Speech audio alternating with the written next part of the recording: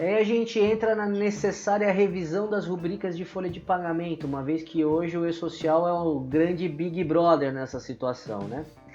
Por quê? Então a gente precisa, num primeiro momento, quando pensa em revisar as rubricas, significa o seguinte: até antes do E-Social, a gente muitas vezes o RH ia criando rubricas, copiava, mudava pura e simplesmente a nomenclatura, ou às vezes só fazia uma pequena abreviação, iam sobrepondo verbas iguais com nomes diferentes só na questão da abreviação e às vezes mudanças de tributação sim ou não, sim ou não. Acabou isso porque o E-Social criou o quê? Uma tabela de natureza, de referência de rubricas, onde você pode ter 6.000 rubricas, mas você tem que fazer a paridade para cerca de 150, 160 rubricas, onde ele diz qual é a natureza. E você não pode mais dizer se é sim para INSS e não para imposto de renda. Não, você tem o código 11, código 12, código 13, assim sucessivamente. Ou seja, existe um padrão independente do sistema de folha de pagamento que você utiliza. Então, ou seja, você tem uma repercussão fiscal muito grande em cima disso, porque a partir daí, tudo bem que a classificação da natureza de rubricas é livre, mas a interpretação é de mão dupla. Você tem que estar muito bem calçado na interpretação que você vai colocar. Então é por isso que a gente tem as questões de repercussão geral, de repercussão fiscal, perdão, e da natureza de rubricas que você tem que sempre ter muita atenção na classificação que você faz, porque na verdade é o dedo duro do próprio E-Social e também que vai definir o recolhimento, né? Então, classificação das incidências, como eu já comentei, não tem mais sim e não, você tem códigos padrões e tem que colocar de acordo com a natureza da rubrica. E se essa rubrica, por exemplo, 1/3 de férias que caiu ano passado, mas até a liminar que estava vigente, tinha empresa que tinha liminar, tinha que contar a liminar no evento 1070 do E-Social e refletir na rubrica 1/3 de férias, dizer que não recolhia por conta dessa liminar. Então tem toda uma amarração.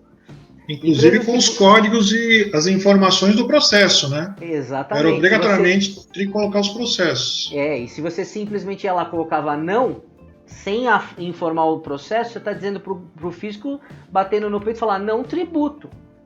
Quando na verdade você está amparado por uma ação judicial. Então tem que tomar um tremendo cuidado nessa questão de classificação de incidências.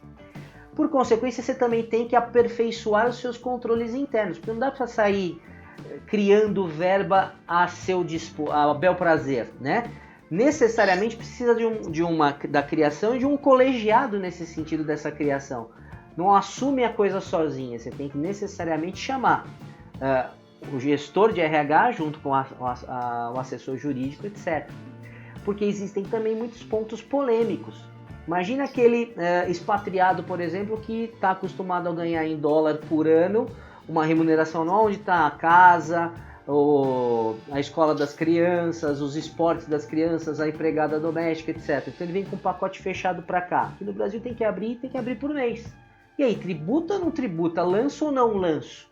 É aí que entra a questão da polêmica. Então, por mais que pareça operacionalmente fácil fazer o depara das rubricas, na prática você tem que olhar rubrica por rubrica, verba a verba, a origem, qual é a natureza, o amparo legal que você tem para tributar ou não e classificar adequadamente conforme os códigos existentes aqui nas regras, né, do E-Social.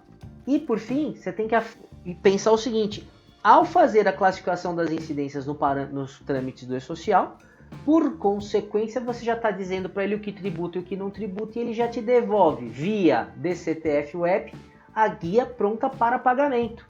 Então hoje não basta mais você simplesmente apurar e recolher, não, você já está informando desde o instante zero da folha de pagamento, ele já te devolve a guia recolhida. Para fazer qualquer tipo de alteração, você tem que voltar funcionário por funcionário, rubrica por rubrica, reparametrizar, retificar e assim sucessivamente. Por consequência, para fazer todo esse processo, você necessita de um checklist de implantação que a gente procura ao longo do desenvolvimento do trabalho, que a gente vai explicar mais à frente, ajudar você a implementar esse checklist. E a gente procurou fazer, justamente por conta da experiência adquirida aí ao longo dos trabalhos, uma checagem automática que a gente faz lá na plataforma. O que é isso? Bom, eu tenho 150 verbas mais ou menos referenciais. Quais seriam as incidências, de maneira conservadora falando, né, de cada uma dessas naturezas de rubrica?